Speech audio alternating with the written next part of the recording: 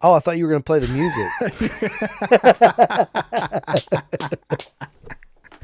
There's your cold open right there. Jesus. I'm walking the streets of nowhere.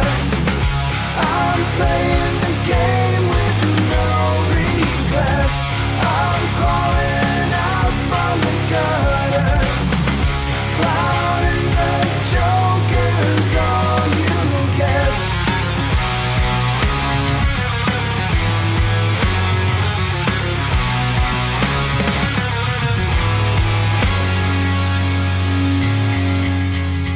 Welcome to Deaton Street, the podcast where two friends talk to each other about their creative pursuits because no one else will listen. I'm Dustin. And I'm Zachary. And this is our new podcast. So yippee. Technically first actual podcast for us. Yeah. We've been dabbling with other stuff individually for a long time. So nice to actually look at you on screen in a recorded fashion, I guess, because I guess we look at each other on screen all the time. It's so weird. It's so weird to do a podcast. It's like we talk all the time. Right. We talk all the time, FaceTime, Zoom, whatever. And it's weird once you hit the record button because then it's like, where do we go from here? It is. So I went and bought these bookshelves last night to set up so that my background wasn't trash. And I drove an hour there and back to IKEA. And I think we talked the whole time about the podcast. And now you hit record and it feels very awkward and very weird. Oh, yeah. It's so weird. So you got the bookshelves just for the pod or like because you wanted the bookshelves? Yes. Yeah, kind of both. I have an issue with, what's it called? Just wanting satisfaction really quickly. There's an actual word for that. But so I've been thinking about bookshelves for a while, just for a nice, like, one to put my books up because they've been in my closet. And then two, as a nice backdrop because we've been talking about this podcast probably for about a month. And, and I jump on other stuff as well every now and then. So I wanted something that was easy, didn't have to worry about it, that I can kind of move around and design. And we decided we were recording today. And so yesterday I ordered. You stayed up way too late putting together that bookshelf. Yeah. Yeah. And I think I was still texting you at like 1 or 2 a.m. about today and what we were going to do. And yeah, also was editing another pod. Sorry. Yeah, no.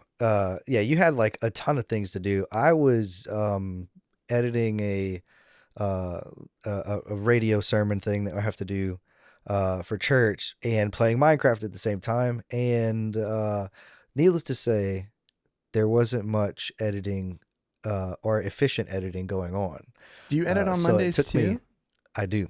Mondays and Thursdays are usually my big days for pods, and then weekends for recap vids. So yeah, usually Monday is like my go-to day because if it's the sermon from the day before, I'll put that one together Monday night and then have it ready for Tuesday, and then pastor uploads it on Thursday, whatever, blah blah blah. So that's a good transition. So I mean, let's talk about like a little bit about your background creatively. I guess off the top before we go into that, we're not professionals. Absolutely not. We're not trying not to be professionals. We're not trying to give you advice. We're just talking to each other about the things that we already talked to each other about, which is kind of creative pursuits, audiovisual, music, that type of stuff. But go ahead. What's your kind of background with all this? So I started dabbling in some sort of video editing whenever Let's Plays were really big. They're still really big on YouTube, but there was a lot of Minecraft stuff going on, a lot of huge YouTubers that have been video game Let's Players on YouTube for a while. This was back in 2017. Me and my brother did a few YouTube videos doing Minecraft. They are terrible. I do not know why I still have them public. It's just to remind myself where I've been and where I've come from. But eventually that led into doing a few commercials. I got a camera and it's just super low. My parents own a snow cone stand. Super low quality, goofy commercials for the snow cone stand just to play around. Me and my brother did. one of which, for no reason at all, blew up and has about 40,000 views. Everything else on my channel has like maybe 100. So I don't know what happened with that. Anyway, do that over time, and then I start doing video work for my church I go to, and various things here and there. A little bit of audio editing, not super in depth like Zach does, but I'm getting there. And then I started going to school for film production. It was online, so it's not like your full experience, but it pushed me to put out content, to create, and to really just get the creative gears going. Cause like there was no, creative push. Cause where I'm located, where I live, I am really the only person that is as into video and audio as we are. And we're in totally two different states. So I don't get to walk down the road to see Zach. Right. So yeah, I just finished in March, and did a short film, which I submitted it into a film festival in this month. It was this month, I think. October. Recently. Yeah. October. Yeah. October. I'm looking at the flyer right now, 6th and 7th. Yeah. So that's just a little bit of me. Very, very mediocre. Like you said, we are definitely not experts. And we just try to have fun. I wouldn't say you're mediocre. I think you make good stuff. Like the video that has like 40,000 views. That's one of my favorite videos you've done. It's kind of got a little bit of the spice of like The Office, the awkwardness, the kind of the lingering longer shots and stuff. It's very funny. The long snow cone making shot that was just absolutely too long for the video. Right. It's good. I think I contributed like 50 views, so I've watched that quite a bit. Good Lord. Well, I mean, you go back to stuff every now and then. And when I think about, the stuff that you've done, that's the video I just go to. And that's probably for other people too. What's your favorite part in the video? It's the face at the end or whatever. I think so. If I'm remembering the correct video, because you have a few, if it's the same one that I'm thinking of, there's a point where either you or your brother is sitting awkwardly in the seat, and it lingers on them, almost like puffing out his stomach or your stomach. And it's just the funniest shot of just someone awkwardly looking kind of at someone else with their stomach like puffed out. It's a great shot. Yeah, that's my favorite part. I like awkward comedy like that. But that's good. We should go back further though. That's kind of your media. Oh yeah, experience. So video. But you and I know each other because we went to McNeese State University in Louisiana, Lake Charles, Louisiana together, both on drumline. And that's where the connection with audio visual type stuff started, for me at least. I, in high school, had been doing bands, rock bands, writing my own music, recording my own music terribly. And I'm still very bad about it. And we'll get into that in a second of kind of my process and accepting what I'm good at and what I'm not. But yeah, so doing all that. And so for the whole time we were in college together, we lived together as soon as we could. So like sophomore year, pretty much the whole time through college. But the whole time I'm doing music recording, probably late at night, and you're super cool with it. I think I had drum sets and like people come over and jam inside these houses that were so small. But that's where the name Deaton Street comes from, is the first house that we found that was perfect. I remember we were really struggling to find a house. It was a little house on Deaton Street. I know it had 1,200 square feet. The only reason I know that is because it's for sale, and we looked it up today. Our hearts broken. It like you sent me that video, and I was like, I wish I had like the money to just go and buy it. That way I can live there. I know, like, we're both. It's not the greatest house, but it's just we don't have a ton of money, but it's not that expensive of a house. It's not. It's $138,000. But it's weird though. And we're gonna ramble now, I'm sure, but it doesn't look anything like what we lived in. Like I feel kind of jaded, or like we got the short end of the stick because we had like this weird carpet everywhere, and We may have knocked a few holes in the wall that we Oh patched no, up as not we were may leaving. have. We did.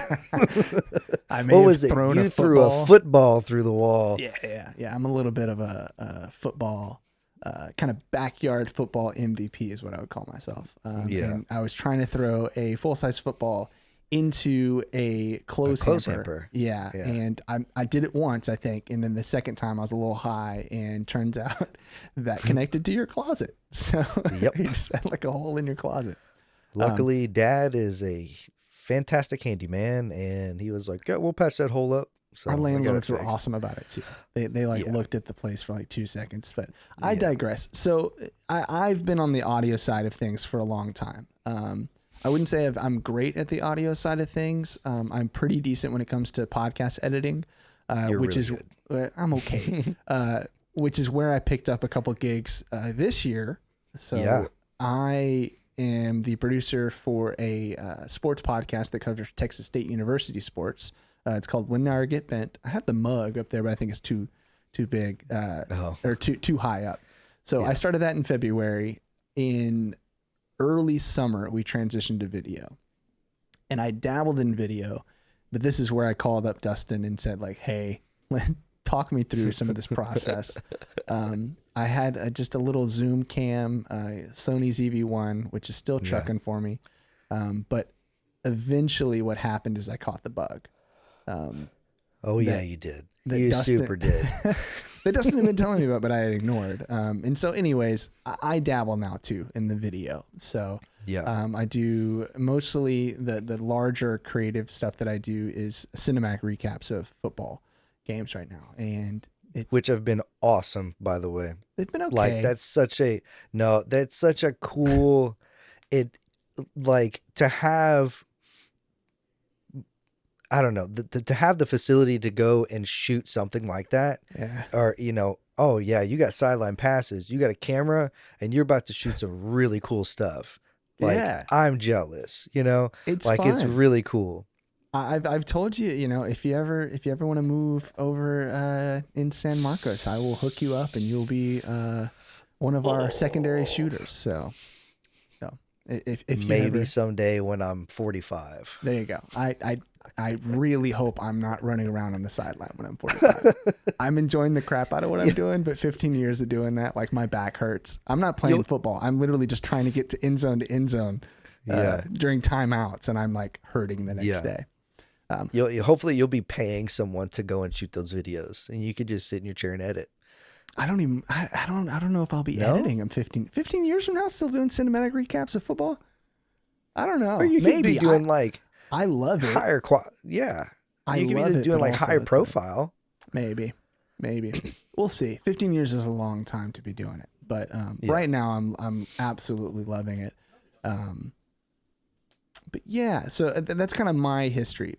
Audio first, video secondary, and that's the team that you and I have made after we graduated and went our separate ways. I moved to Texas, you stayed in Louisiana, but this has kind of kept us connected along with some other, D&D and type stuff that we do together. But we kind of lean on each other in that way, and we're talking about this stuff all the time anyways. I'd say we're such amateurs, we need to lean on each other a little bit. So why not record it and throw it and make it a pod? Yeah. I mean, obviously people want to listen to this, like we stated before. Hopefully people that are in like close to the same place as us, right? Because again, we're not going to be over here giving you the keys to the kingdom because we're trying to find them ourselves. We don't know. Oh, yeah, dude. I've been looking for years, and they are on the other side of the world. Maybe, or maybe they're like right under our noses, And we just can't found that. Yeah, we haven't found that secret sauce yet. Maybe not. But anyways, so our first topic that we had discussed, I think is kind of going over our theme music. You and I had a brief text message conversation about it, and we kind of held it up because the lyrics are kind of dumb, in my opinion. But they don't make sense for the podcast at all. No. Nothing's going to make sense for this podcast. This podcast is going to be not at all. Yeah. But it's a hodgepodge of I can make the argument. I can make the argument that they make sense. Maybe we'll circle around to that, and I'll make that argument. Since I like to argue. But Yeah. So I guess like to throw it to you, you started talking about what the lyrics said to you, which is interesting to me as someone who wrote the lyrics, because I am a big believer in no one is right when interpreting lyrics, even the person that wrote them. It's kind of the way that the music moves you and emotes to the person listening that's the most important. So because I asked him, I asked Zach, I said, what are the lyrics? I'm just curious, not against the song for the intro or anything. We're discussing what track we'll put, for the intro. And we like the idea of, okay, we're discussing creative pursuits. Absolutely. Put your creative thing on the front end of the podcast. And so he explained it to me, but I was like, and I'll let him explain it, but it was, again, like you said, totally different than what you explained. So what I got from the lyrics is just a general, I've overcome this hard thing in my own way, and there's nothing anyone can say to make me go about it differently. So hard-headedness, basically. Hard-headedness. It's like I've built this and like type of deal, right? Yeah. So, and what was your for me, explanation? So I mean, the lyrics are what are the lyrics to my own? So I'm walking the streets of nowhere. I'm playing the game with no regrets. I'm crawling out of the gutter. Clowning the Joker's all you get. And so again, this is like the first pass of lyrics that I wrote for this thing, and I wrote it probably months ago. Had a guitar riff, wrote it, was like, ooh, that's a banging chorus. I'm gonna keep that. Love the melody. Let me write down these gibberish stuff. This is what I'm feeling right now. Came back to it for this, kind of selfishly, so I don't have to write a verse. It's hard to write a really good verse for a good chorus. It's easier the other way around for me. But yeah, and at that time, I was probably pretty early on in jumping into new pursuits, changing jobs. I've done a couple podcasts actually this year. One, which was more kind of chopping up these long form interviews and kind of, I'd say like more NPR style, and then the sports podcast. And so I was in a place where I had a lot of self-doubt. And so I think this song, those lyrics were more about, I'm going to play the game. I'm going to beat you at your own game. I guess kind of talking to myself. I'm going to get dirty. I'm going to crawl out of the gutter for this. And if you come back at me, you're just going to be playing the same game. You're going to clown the Joker. The Joker doesn't care if you make fun of him. That type of deal, right? So it's basically, I think, in a roundabout way, me trying to get comfortable with my situation. And because I'm a sports junkie, I made it competitive, right? Yeah. That's really all it was for me. But it's interesting. It's the same thing, kind of, but you saw the song is like at a different place in the journey. Like you put your own interpretation, or you put yourself in the place of the person speaking in the song or whatever.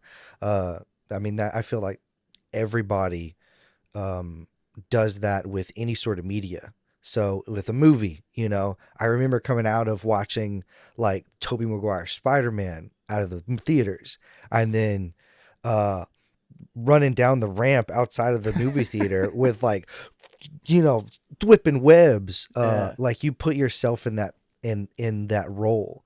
And the same goes with music. The same goes with anything really, art, creativeness. Yeah. So it was interesting. I think it's cool. And to round out this part of the conversation, it was touching to me that you felt something from it. Yes. Instead of just being like, because the lyrics are pretty gibberish. They're a little all over the place, a little weird, right? But the fact that you were able to listen to it, hear it, and be like, oh, this is the way that I feel about it. That's all anyone that creates, or at least for me, anything that I create, I just want someone to feel something. It doesn't even have to be the same thing that I felt when I was making it. So yeah. Yeah, that's the same thing with like my short film. I put it out and it's got like 300 something views on it right now, which is cool. But several of my friends have watched it, or like older people, like I had posted it to like Facebook and stuff to say, hey, this is what I've been working on, blah, blah, blah. several people watched it and they told me that they had nightmares, which is pretty drastic. Yeah. The film is a thriller, or like a suspenseful type of thing, and I think the reason why those specific people like really, I don't want to say got upset, but like they just had that feeling is because the two actors that were in it were good friends of mine and as well as those people that watched it. So it was very real to them. You know, my mom even, like, she watched it once and she was like, I can't watch that again. That was too real. And I was like, it really wasn't, because it's some supernatural thing. But okay, that is a interesting reaction that I'm glad I got, you know, because it is an uneasy feeling film to an extent, you know. It plays with a supernatural theme, but it feels as though it could be really real, and you can put a realistic spin on it, and then it'd be pretty scared, you know, by the video or whatever. It's like right on the edge of like this could really happen in real life, right? It's not like War of the Worlds or something where, you know, everything, your whole life changes. No, this is like a slight thing where it's like spooky and kind of, you know, did I just see that type of deal? Or is it all in my head? I think that's why what it makes it work so well is that you could even, like, putting yourself in the character's shoes up to a certain point, you could be like, am I just seeing things type of deal? Exactly. So I do want to. Oh, go ahead. No, I was gonna say that's what I, you know, played with the, whenever I was writing that, I wanted it to feel real, but then be a supernatural thing, you know, but that have that feeling to it. That's one of the goals that I had. I never wrote like a suspense or a thriller type of video like that, so it was really, really fun to do. No doubt. So I think we do have a quick message from our sponsors, and we'll cut here so you can do a little message from our sponsors and slice that in. Do you find yourself craving something sweet, cold, and made of the softest snow you've ever seen in your life? Well, you're in luck, because us here on Deaton Street know of the best place to go. Snowbees Express, located in Jennings, Louisiana, is the #1 spot to stop for all of your snow cone, soft serve ice cream, and soda on shaved ice needs. They're open year-round because here in Louisiana, we sometimes only get 1 week of cold winter days per year. So come on down to the Red Train Caboose. Yes, you heard that right, a literal caboose, located in Jennings, Louisiana, 420 Roberts Avenue. Currently, they're open 1 to 5, Monday through Saturday. You can find them on Facebook as well to book a party. Just search Snowbees Express and reach out. That's SNOB' Express. Now that we're back, I'll say there's a ton of questions that I've had about the process, the film festival and stuff that I just haven't asked you yet. But just talking to you now, the first one that kind of comes up is, why the heck did you decide to write what you wrote? Was it you had to write a thriller for class, or you were like, this is my genre, I got an idea, let's go for it? I tend to, with any video, especially for school, like it was on a time crunch usually. And so I wouldn't get the idea for like to write out a script or to shoot a very short video until the day before. For no reason whatsoever, I'd have complete writer's block until like the day before I had to turn it in, and then I would go write it and then shoot it really quickly. This one, however, I had this idea for... I've had it for several months, and it kept coming back. Like, how can I do that? Can I pull it off? I don't know that I can pull it off. Let's table it. Let's leave it for later. Okay, I think this is the only thing that I can think of creatively to shoot a video on, and I can't think of any other story. So the script is due tomorrow, and I have to write it. So this is what it's going to be. I need to pull it off.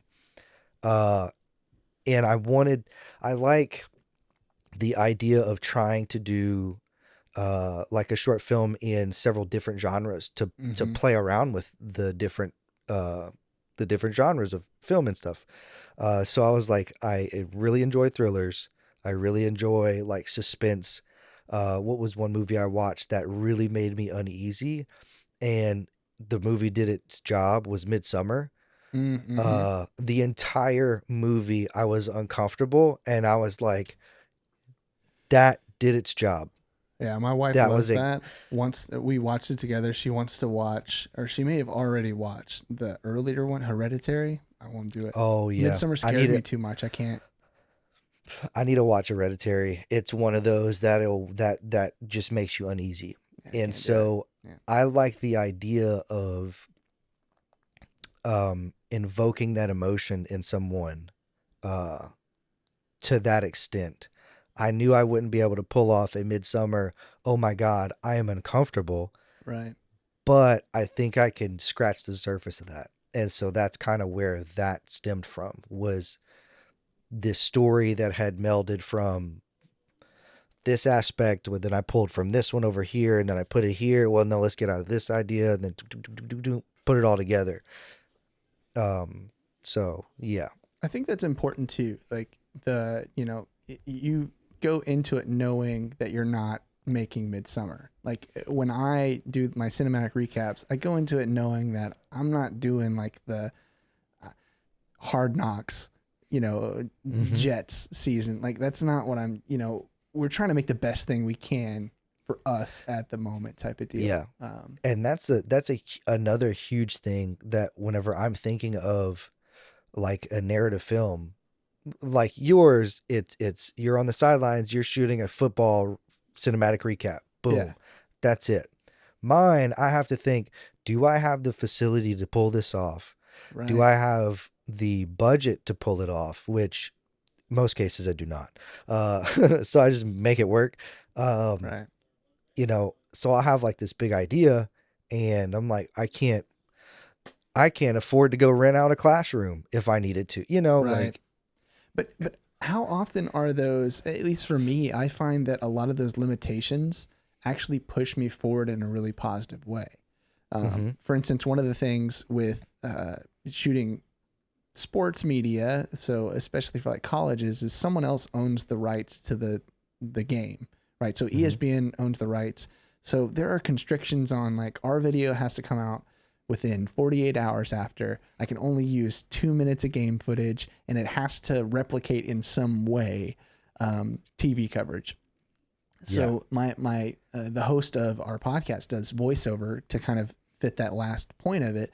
But how often, and I feel like for me, I guess my point is that helps me because I know what I can't do, right? It gives you guidelines. Yeah. Gives me these guidelines. It puts me on, a really good path of let's find everything within that I can do and actually push into the video. So how much of that for your more narrative style videos, your fiction, your story writing, how much does that help? A ton. I would love to have a prompt, but at the same time, having the creative freedom to do what I want is kind of, I don't want to say liberating. Is that the right word? Like a few of the classes that I had to take, they were like, okay, you need to do a short video using a pointless A and B conversation, but put it in a setting, right? And so a few of those videos you'll find on my channel, they are so pointless. The conversation absolutely goes nowhere, but putting it into video form was interesting because it's like, oh, somebody could have taken that A-B conversation again and used their own interpretation of it and created a totally different video. Right. So which happens a lot, like with us. So you'll send me a script or you'll send me a video and I'm like, oh, I'm getting this vibe. And you're like, dude, no, your ending to the short film was way cooler than mine, but I had already shot it. That happens a lot, both ways, right? I'll send you something and you're like, what about if you did this? And I'm like, oh, okay, yeah, it makes more sense than what we're doing. But yeah. So you develop the short film, you do it for school, you send it off, finish all that up, and then you hear about the Lake Charles Film Festival, and you decide So you're going to do like a recoloring of it basically and send it off to Mhm. that, right? So basically, I had the way the courses worked were like it were 8 weeks. So I had 8 weeks to write, storyboard, find actors, shoot, edit, post, all the stuff. And how eight long's the weeks, video? which is Sorry. 10, 11 minutes. It's super short. That's a Nothing. long time. Like in film. Dude, a script is a page is worth a minute of screen time. Jeez, So yeah. and also the formatting of script is a lot different than like your standard essays and whatever else. So 10 pages is a lot, but it also isn't at the same time Mhm. because you're not like coding the page in black ink. But it's still a lot to think about because you have to think about, okay, the story has to go forward. It has to be interesting. It has to grab people's attention. Um, so yeah, did it the 8 week span of time. Boom, shot it all, did it all myself. Not to brag or anything, but that'll be important later whenever I talk about the film festival.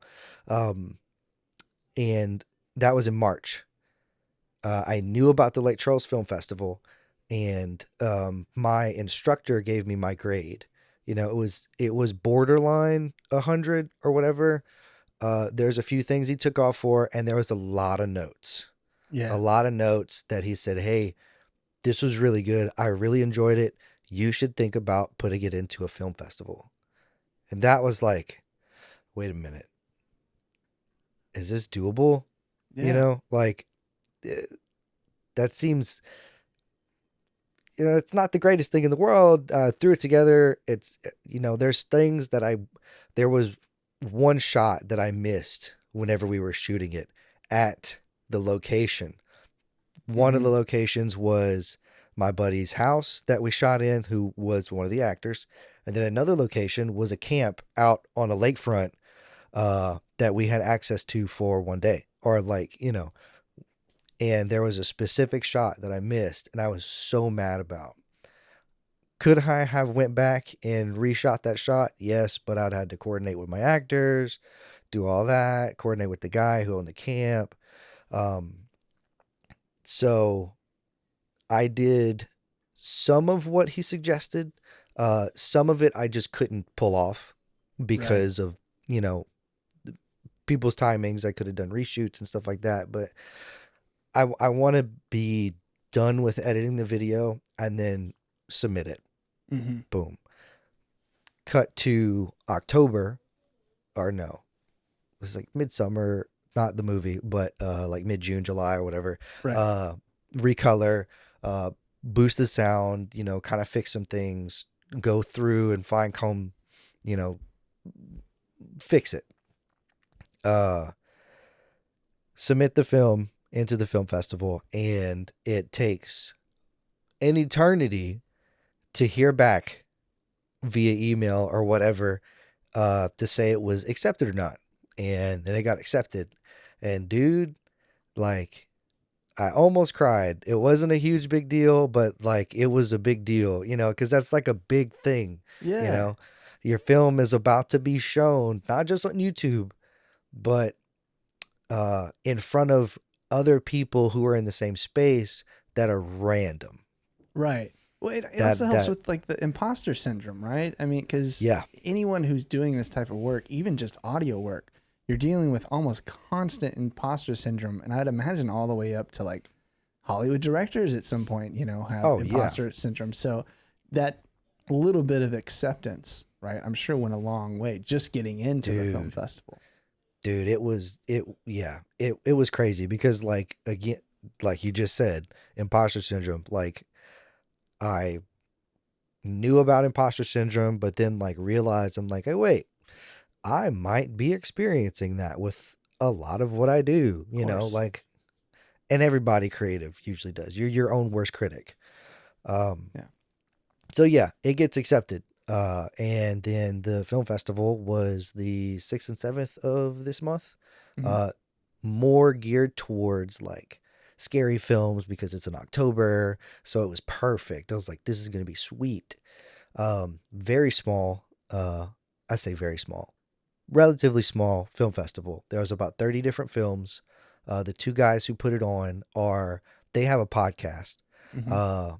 and they watch Sasquatch films and review them on the podcast. Like Interesting. Bigfoot. Yeah. Yeah. Okay. Bigfoot. And a lot of those films are very cheesy because it is Bigfoot. You have your guy dressed up in a Bigfoot costume throwing a Yeah. styrofoam rock. A little campy. You know. I like some campy videos, Dude, they were really good. Right. They were really well done. One Mhm. guy, his film, it took him 6 years to shoot this film. 6 years. He would pick a day or a weekend out of the summer, and then he would get the cast and crew and go shoot. And then he would save up money for another year. Wow. All right, we're going to shoot this weekend. Wow. Here's your money. Save up. Work, save up. Here's your money. 6 times. Got the video done. And it won the first place in the Sasquatch film category or whatever. Yeah. There's just a whole Sasquatch. Oh, yeah. Yeah, film. yeah. That's cool. There was Man, there was like respect 5 on or that 6 guy, videos. though. Respect on Dude. that guy because he didn't say I'm gonna ask for free labor from all these people, which is fine if you have to do it, especially if like your friends. But he didn't go that Yeah. route, and then to like stick with something, a creative idea for 6 years. Dude, For imagine 6 years. I talked to him. We had a mixer or whatever after one of the nights. And so Mhm. I talked with him. He was there, the director. And I was like, dude, how did you pull off continuity of people over a 6-year span of time? Hairstyles change, weight changes. You got a tan this summer, Well, like you age, you right? I mean, age. yeah. That's just what? How do you pull that off? He said one of the guys had a tank top one year, and he had the same one or something, but it was a different one, so he had to color it. He had to color correct it in post to match the same color Jeez. throughout. And I was like, dude, that's nuts. That's funny to think about. Like if it was like 20 years, like a 20-year production, and like the 30-year-old's 50 at the end of the thing, or the 20-year-old actor's 40. That's man, that's crazy. So, but Sorry, yeah, met a so- bunch of people. And So it you get to the film festival. So talk about it. You said it's small. How many people attended the film festival? Like 30 films. So and I say 30 films. Not every film was from Louisiana or from the area. There was films out of Russia. There was films out of Illinois. There were films like all over the place, all over the world. People just, when you submit to film festivals, you literally go and find a festival that your film would fit in, and you submit it. You don't have to go. Obviously I wanted to go. I'm 30 minutes from the location. right. Yes, I'm going.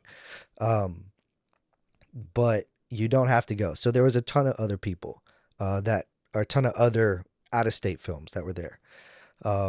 But I want to say probably close to maybe around 50 or so people. Yeah. Give or take. So it was at a Holiday Inn, and they showed all the films on like a projector screen in like one of the conference rooms or a couple of conference rooms. So it almost felt like a con, I guess Yeah. you can say, like a small con. So But 50 people are there, right? Yeah.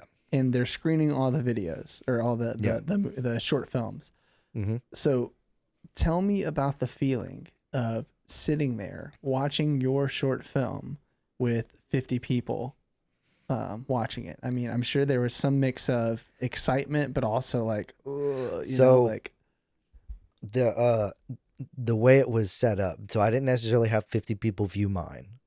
There were, because mine was in like the college grouping, one block, and there was stuff that was happening in a different room at the same time. okay. So I had probably maybe 10 or 11 people in there Still. watching mine. Still I really mean, cool. Being in the room, I mean, for me at least, I said, not because your film isn't good. Just like that imposter syndrome type stuff. Like I don't mind sending my songs to people or sending my videos to people. I do not like when someone listens to my songs or watches my videos in front of me. So, I surprisingly was extremely comfortable. Nice. Okay. I was not nervous at all. Like one of my bosses actually came and watched it at the film festival, which was really cool, and a couple of buddies. But they're amongst the other random people that were there. But he was like, "Dude, were you nervous?" And I was like, "No, not really." You know, maybe my stomach was upset the morning, but it really wasn't. It didn't feel like nerves, you know? So, I mean, it was just, I think it was a relief to finally be fully finished, you know, with the film. It's shown, it's at the film festival. I can put it down and then be done with it, and not have the anticipation of it showing at the film festival for, you know, a few months or whatever. So it was very comfortable to sit there, and I did what I didn't want to do was I watched my own film and I didn't watch the reactions of the people. I was so mad. Yeah. Yeah, because you only have one shot I was at mad that. at myself because, like, yeah, you want to see how people are watching your film. I wanted to see them kind of like jump back at one point, you know, a specific part that I had fixed from the school edition to the festival edition. But I talked to them afterwards. Right. A few of them were LSU films. You know, Louisiana State University. We got all the equipment and everything. They don't have green screens. They got an LED wall. Right. And they shot Like against the LED wall. Avengers LED wall. The Mandalorian, stuff. Avenger, you know. Oh, I guess, yeah. They got it. Mandalorian was first. They didn't do it on Avengers. Yeah. The Mandalorian they did, which it's a huge stage. Right. But like on a smaller scale, they had a room that they had shot. And theirs were the 3 films that were shown, they had for class a prompt. So it wasn't like they were free to do whatever. They had to do a film having to do with some sort of alien. So creative freedom, do what you want with that, but aliens. Cool. Right. Their films were really good. They didn't place though. I got third. You got third. Which I got third. Right. The other 2 above me were out of state. So that was like that. That's where that sort of imposter syndrome kind of came back for a little bit. Yeah. Because I was like, there's no way, dude. They had all the gear. They had all the equipment. Their stories were really good, but a little far out there. Yeah. Because it was like alien stuff. I don't know. It's weird. They were good. Don't knock alien stuff, man. We No, don't have no, to I get know. into my alien obsession on the pod right now. I don't think that's the greatest introduction. But let's not make it a habit of knocking aliens, you know. No. I like alien stuff. I'm not saying that. I'm just saying like there a couple of them were like a little weird, and then one of them was weird to begin with, and I was like, where's this going? And then it hit this like spin, and I was like, oh no, that was crazy. You know, like it was really good. So that was just kind of a taste of the other college films that were there. There were some high school films, which were high school films. They were really good for a high school film. You know, these kids go out, literally grab whatever camera they have, and we got an idea, we're doing it. Boom, shooting it, which was really cool. Right. But yeah, no, talking with the people afterwards, they were the LSU people in particular. I was like, man, y'all's videos are really good, you know, because everybody there is extremely supportive of your work, of everybody, which was like so refreshing because you didn't have people hey, well, why'd you do this way? You know, Right. well, couldn't you have done this? Da, da, da, whatever. Kind of how we talk back and forth, Mm-hmm. but we know each other and understand. uh, but yeah, so they were like, yeah, yours was like on the top of our list, the ones that we liked, and I was like, you didn't have to say that. Oh, you didn't have to, it wasn't that good, you know. But it was really cool. Yeah, man, that's Super, awesome. super cool. I'm glad that you were able to take something that you were kind of made to do for class and can use that creative outlet to continue to push it and go forward and do the film festival to get that. I mean, because it's one thing to get a grade on something that you're doing, Yeah. right? It's another thing to have your peers look at it and say, "Oh, this is cool. This is awesome." Yeah. You know, I mean, even there's the competitive side of it too. It's like, oh, yeah, beat some LSU kids too, Right. That was So- that was really cool. And I'd say competitive, or like you say, competitive, like not necessarily beating these LSU kids or people or whatever. It was seeing everything else and then like knowing where I stand with everyone else You that's belong. there. It's a sense Exactly. of belonging. It's like it's fighting against exactly that imposter syndrome. But Mm-hmm. so I think we have time just kind of on that note. One of the things that I dealt with the past, past months is Mm-hmm. exactly that. Is that imposter syndrome of, well, who are you? One, how the heck do I have a media pass? How the heck am I on the sidelines? Yeah. But then also like bringing equipment to the games at some point, or at a lot of points, felt like I was trying to act bigger than I was. And it's so Mhm. silly. And you and I have talked about this a little bit, but it really manifested itself in a monopod, which is just a pole. It's kind of like a tripod it's just one pole that holds a camera, makes everything a little bit more stable. Mine has like a little hi-hat function, which means that it breaks down into being like really small. I bought a monopod over the summer and did not use it for the first, I think, 5 games I shot, Mm-hmm. for the only reason that I was worried about people looking at me as I walked in and thinking, why the heck does that guy have a mono? You don't need a monopod. What the heck? He's overdoing it. He's trying too hard. He's da da da da. Oh Exact. Why is he trying? Who does he think he is to bring all Yeah. this equipment and like, shoot out here? I got people from news stations there. The creative team from Texas State there. They're students, but they're so great. Their stuff is amazing. But it's imposter syndrome like crazy.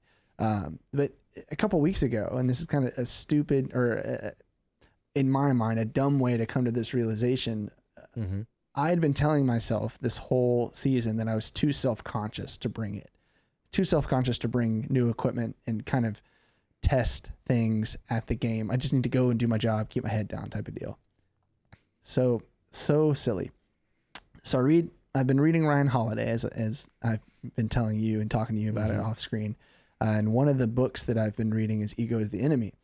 And it talks about that exact situation, not with a monopod, but the situation of walking into a crowd and thinking that everyone's looking at you and feeling self-conscious. And so that's exactly what I was feeling. I was like, oh, I'm walking into, everyone's looking at me at a football game nonetheless. But it talks about that, in all situations, it's not always self-consciousness in all situations. And sometimes it can be ego. And I think that's what I had. It's the ego of, I think everyone's looking at me all the time. And so as soon as I realized that that's not the case, that no one's looking at me and honestly no one cares, and this kind of applies to as you go out and shoot in public, I'm super nervous about that. I'm always worried about people looking at me and saying, who the heck is he to have a camera out and about, right? That's a little bit of ego as well. So I think it's really healthy or for me, it's been healthy to check myself in, if I'm not out there dancing in the middle of halftime, probably no one's looking at me. I probably can experiment and do my own thing and know that I'm not the center of attention here. Even though if you have a camera, Yeah. you kind of feel that way. Weirdly, being behind a camera kind of feels like it puts a spotlight on you, which is weirdly the opposite of what it does. But anyways, all that being said is like trying to get past those little humps. I'm a lot further behind you in like the video journey, but it's been interesting to try to like mentally process putting yourself out there in that way.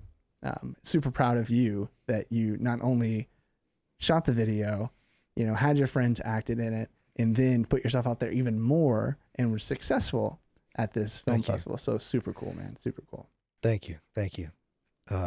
Yeah, it was a different type of experience that I'm definitely going to do again. I'm definitely going to try and put an even better film into another film festival, you know, like it was just too cool. Regardless of winning, like I didn't want to win. I didn't want to do anything. I didn't want to place. I didn't, you know, I just wanted to go and then submit it and then have people watch it and then discuss it and talk with other people that are in the same space. Right. Like that was the huge thing. Networking, not really networking, but just like having those conversations with like-minded people, which was like the coolest thing. And I'd imagine that you have sort of the same experience.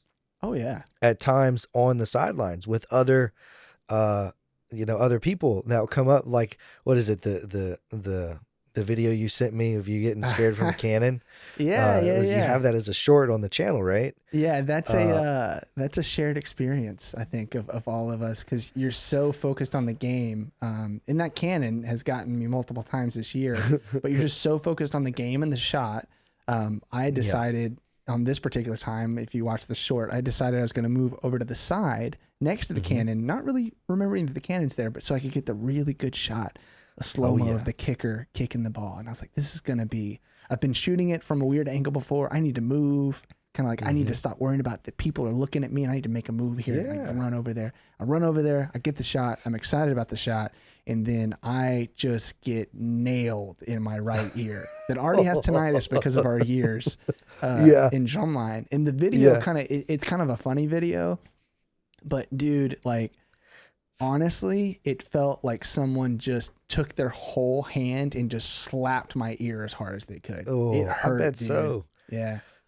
Well, and the reason why I bring that clip up is you had your like your 360 cam and it's panned over and it goes to a couple of other guys that were coming up with their cameras. And you know, regardless of what that conversation it was, like you're around the same people who are there trying to do the same thing that you're doing.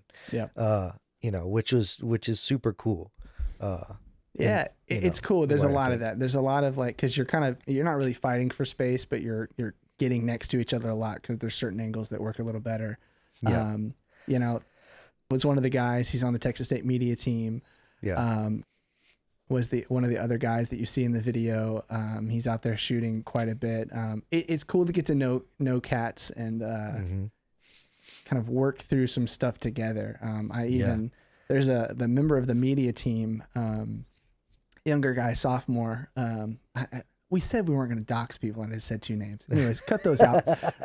Sorry. Geez. There's a younger guy, a sophomore in college that it was actually his birthday the other day, but we always talk about gear. He's the biggest gearhead out there. He has an FX6 on the sidelines, dude, with like a creamy, like the Sony G Master 70 to 200. Oh, it was his shots are amazing. I love his shots. In fact, a couple weeks ago, I was on the wrong side of the sideline, got a terrible shot of a touchdown. I go over and he's like, "Hey man, check this out." And he showed me the shot. It was perfect. It was perfect. It was so good. But that sense of camaraderie, man, it's really special, especially when we're all out there struggling together, you know. Team lost last weekend. We got to keep shooting, you know? Yeah. So you got to. You can't just like, I have to, or even keep shooting, but like, I got to put out a video of this. You know, like I got to put out a video of a loss. It's like, that's kind of my favorite video of mine is the last one of the loss, just because of the monopod, because I got over myself. I stopped being dumb, you know? Yeah. and it was a lot smoother. A lot smoother than your other ones. I'm embarrassed to go watch the other ones because it's like shaky cam footage. It's like it's like a monster, like a steady or a handheld. You know, I guess it literally was handheld, but it's just not very stable at all. So yeah, it's crazy. Like whenever you find out, or there's a trick that you haven't tried yet, and you find it, and it's like, what have I been doing with my life? Obviously not the right stuff, because where did this come from, and why haven't I done it before? So we're about to run out of time, but like that, I think right there, I mark my journey through all of this in those moments. It was before I knew how to do this, before I knew how to do that, and then the journey forward. And I have to remind myself a lot of the times that some of these efficiencies that we learn, that even though it feels like a lot of work right now that I'm doing on this front, it's a heck of a lot less work than I was doing a month ago, because I'm way more efficient and I've learned a bunch of tricks. And I can put out a better quality product quicker, but you kind of have to take the lumps on the head to get there. So, well, how do we want to go out? This? How do we want to end it? Like, I mean, I think, you know, I appreciate you and I love you, and it was great talking to you, bud. Absolutely. Love you too, man. All right. Peace. See ya.